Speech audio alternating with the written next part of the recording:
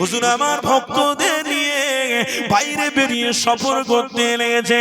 হঠাৎ করে যেতে যেতে ওই কবরের সামনে দাঁড়িয়ে ভক্ত মুরিদদেরকে বলতে লেগেছে, আমার ভক্তরে, আমার মুরিদিনে, ওই কবরের দিকে লক্ষ্য কর, ওই কবরটা ভেঙে গেছে, তোমরা সবাই একটু ঠিক করে দাও। তবে আমি আব্দুল কাদের জিলানী বলতে লেগেছি যে আমার ভক্ত মুরিদ, এই মুরিদটা আমার গায়ের মুসলমান ছিল, মুসলমান হয়ে ইমানদার হয়ে কবরের মাটি তার জুটে গেছে।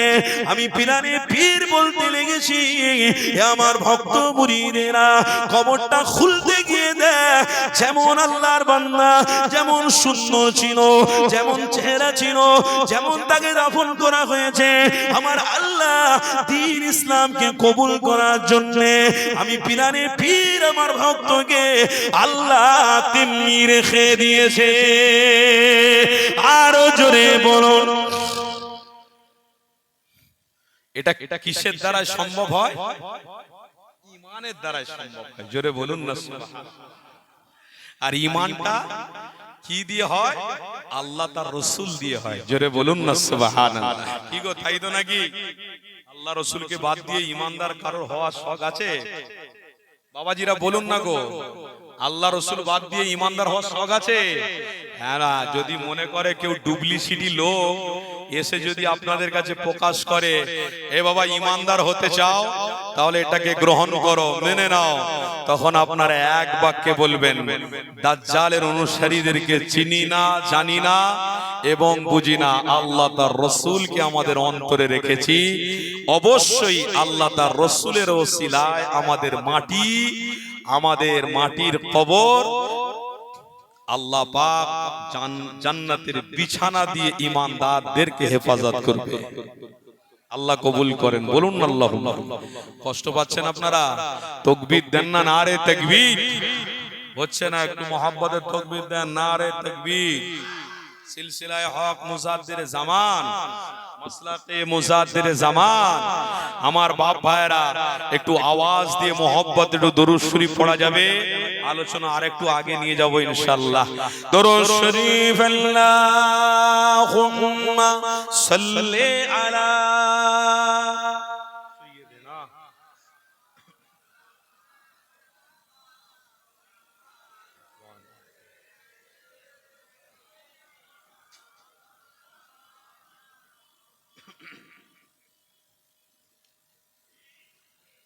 দরুদ শরীফ আল্লাহুম্মা সাল্লি আলা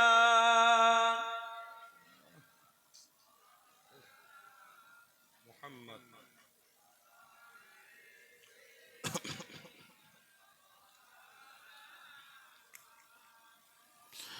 मेरे आका मदीने में मुझे भी अब बुला लीजिए,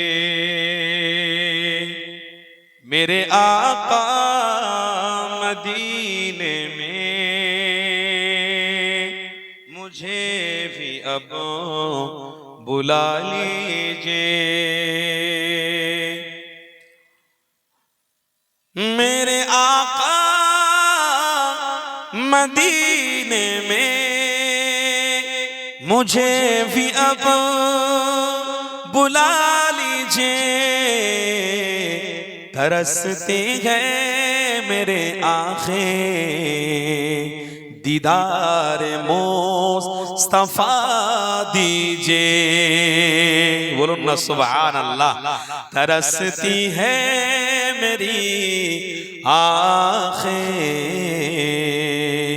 दीदार मुस्तफा दीजिए, मेरे आका मदीने में मुझे भी अब बुला लीजिए। दरूद शरीफ अल्लाहुम्मा सल्ली अला मौलाना मुहम्मद व अला आले सय्यिदिना।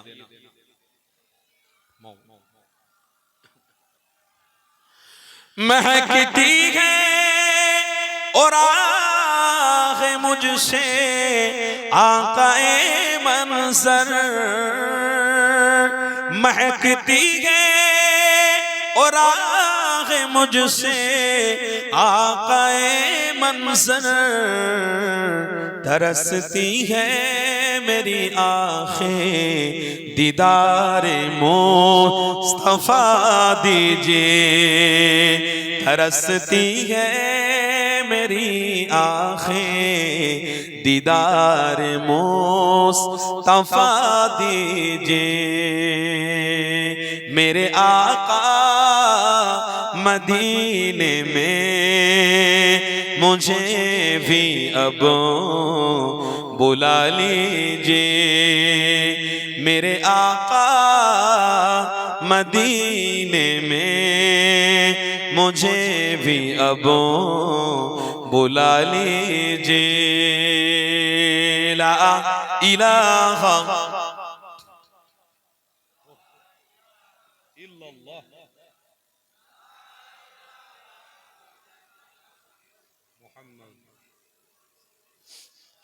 प्यारे हाजराने मजलिस আমার আব্বারা আমার ভাইরা ইনশাআল্লাহ হকের কথা আলোচনা চলছে পর্যন্ত চলবে তাই তো নাকি এতে আপনাদের অসুবিধা আছে কেন এই হকটাই আপনাকে জান্নাতে নিয়ে যাবে জোরে বলুন সুবহানাল্লাহ মুজাদ্দিরে জামান দাদা হুজুর পীর কেবলার ভক্ত মুরিদদেরকে তো বলতেই হবে দাদা হুজুর পীর কেবলা হক ছিলেন বলে আলহামদুলিল্লাহ দাদা হুজুর পীর কেবলার যতগুলো মানুষ সহবতে ছিল সবাই কিন্তু আল্লাহ এবং রাসূলের গোলাম হয়ে গিয়েছিল আল্লাহ নিজে বলেছে আরে তোমরা মজবুত করে একটাকে ধরবে আমানার রাসূল বিমা উনজিলা ইলাই অবশ্যই তোমরা কামিয়াবি হবে রাসূলকে আমি আল্লাহ আমার পক্ষ থেকে তোমাদের জন্য হক এবং বাতিলের বিরুদ্ধে তোমাদের জন্য নিয়ামত হিসেবে পাঠিয়ে দিয়েছি হককে প্রতিষ্ঠিত করার জন্য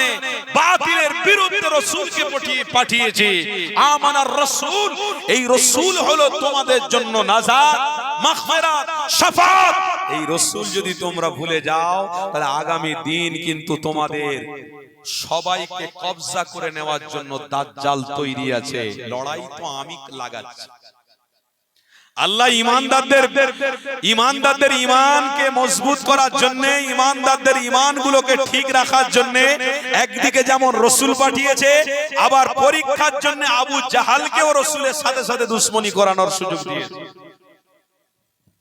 এটা তো আল্লাহর ম্যাটার আল্লাহর ব্যাপার কেন হযরত আদম আলাইহিস সালাতু ওয়াস সালাম থেকে আখিরি জামানার নবী খাতামুন নবিয়িন লা নবী বাদি আর নবী আসবেন না ওই খাতামুন নবিয়িন পর্যন্ত যত নবী এসেছেন এক একজন করে দুশমন কিন্তু নবীর বিরুদ্ধে ছিল ছিল না ছিল কিন্তু এটা আল্লাহর পক্ষ থেকে একটা পরীক্ষা ছিল আর একটা মানার ব্যাপার ছিল আল্লাহ চাইছিল আমার বান্দা অবশ্যই আমার দেওয়া নিয়ামতকে সাপোর্ট করে নাকি দুশমনকে সাপোর্ট করে তাই দুশমনদের সাপোর্ট করাটা হলো দাজ্জালকে সাপোর্ট করা এই সময়তে মজবুত করে আপনাকে আমাকে থাকতে হবে মুহাম্মদ রাসূলের অনুসারী হয়ে জীবন কাটাতে হবে পারবেন না তাহলে কি দিয়ে হবে শুধু মাথায় টুপি আর মুখে দাড়ি দিয়ে না শুধু আইলা মুহাম্মদ রাসূলুল্লাহর ওই ব্যানার দিয়ে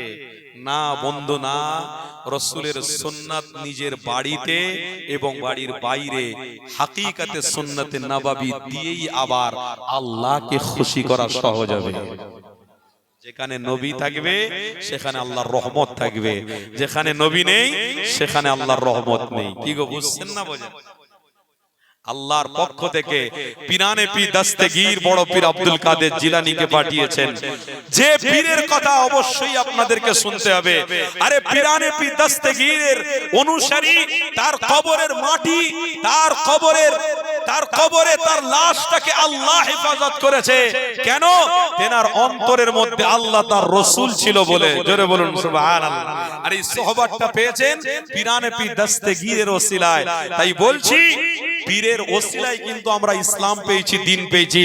এই মুজাদ্দিদ জামানের ওসিলায় কিন্তু আমাদের সবকিছু। তাই আল্লাহ রাসূলের জন্য আমাদের পীরকে আমরা মহব্বত করেছি, করব, মানবো, মানছি। বলুন ইনশাআল্লাহ। যে পীরানে পীর দস্তগীর বড় পীর আব্দুল কাদের জিলানী, আল্লাহ এত বড় পীর বানিয়েছিলেন। তাজকিরে আউলিয়ার মধ্যে একটা কিতাব আছে, ওই কিতাবটা আমি পড়ছিলাম। একজন বুড়ি মা, তিনি রাস্তার ধারে বসে বসে ঝরঝর করে কাঁদছেন। ওই কান্নাটা দেখে পীরানে পীর দস্তগীর তিনি সহ্য করতে পারলেন না। জিজ্ঞাসা করছেন, মা আপনি কাঁদছেন কেন, কিসের জন্য?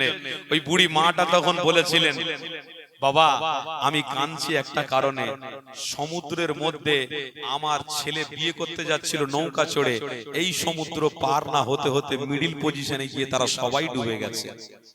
সেই থেকে নিয়ে আমি শোকে পড়ে গেছি, আজও আমি কাঁদছি। আরে আল্লাহর ওলিদের ক্ষমতা আল্লাহ দিয়েছে। দেখুন বড় পীর আব্দুল কাদের জিলানী তৎক্ষণাৎ আল্লাহর কাছে সাহায্য চাইতে লাগলেন। ও রব্বি আল্লাহ, আপনি কুনের মালিক, ফায়াকুনের মালিক, এত বড় পৃথিবী তৈরি করেছেন আপনি, জমিনকে বান্দাদের সবকিছু দিয়ে সুযোগ দিয়েছেন আপনি। আল্লাহ আপনার এই বান্দি কাঁদছে, আল্লাহ আপনার ওই বান্দি ছেলে সহ যতগুলো বরযাত্রী যারা সমুদ্রতে ধ্বংস হয়ে গেছে, শেষ হয়ে গেছে, তাদেরকে পুনরায় জীবিত করে আল্লাহ আপনি দেখাতে পারেন, পারেন, পারেন। শুধু এতটুকু কথা ছিল। আব্দুল কাদের জিলানী দোয়া আল্লাহ কবুল করেছিল। 12 বছর পরে আমি কিতাবে পড়ছিলাম, বরযাত্রী সহ নৌকাকে আল্লাহ আবার তুলে সমুদ্রের সামনে, সমুদ্র থেকে তুলে আবার কিনারায় এনে দেখিয়ে দিয়েছিলেন। সেই আল্লাহর ওলিদের সহবতে আমাদের থাকা দরকার আছে না নাই? সেই আল্লাহর ওলিরা যে রাস্তা পথ দেখিয়েছে, ওই পথকে অনুসরণ করে আমাদের চলার দরকার আছে না নাই? কে কি বললো, কে কোন দিকে চলার কথা বললো, ওদিকে আমার দেখলে হবে না। সমাজ কি করছে, সমাজ কোন দিকে চলছে, আমার দেখলে হবে না। আমার বিবেক বুদ্ধি আল্লাহ দিয়েছে, অবশ্যই কোরআন খুলে দেখবো, হাদিস খুলে দেখবো। আমাদের ইসলাম, আমাদের কর্ম, আমাদের কাজ কোনটা, কি করার দরকার আছে, সব আমরা বুঝতে পারবো। সব তো আমাদের চোখের সামনে আছে। অত সহজ নয়। আল্লাহ চাইলে গায়ের মুসলমানকে দিয়েও ইসলামকে বাঁচাতে পারে। কেন এই কথাটা বলছি আগে? এই জন্যে, কেন একজন ব্যক্তি গায়ের মুসলমান, তিনি ছোট্ট একটা বই লিখেছেন, তার নাম হলো লাল প্রসাদ যাদব বলে একজন ব্যক্তি আছে।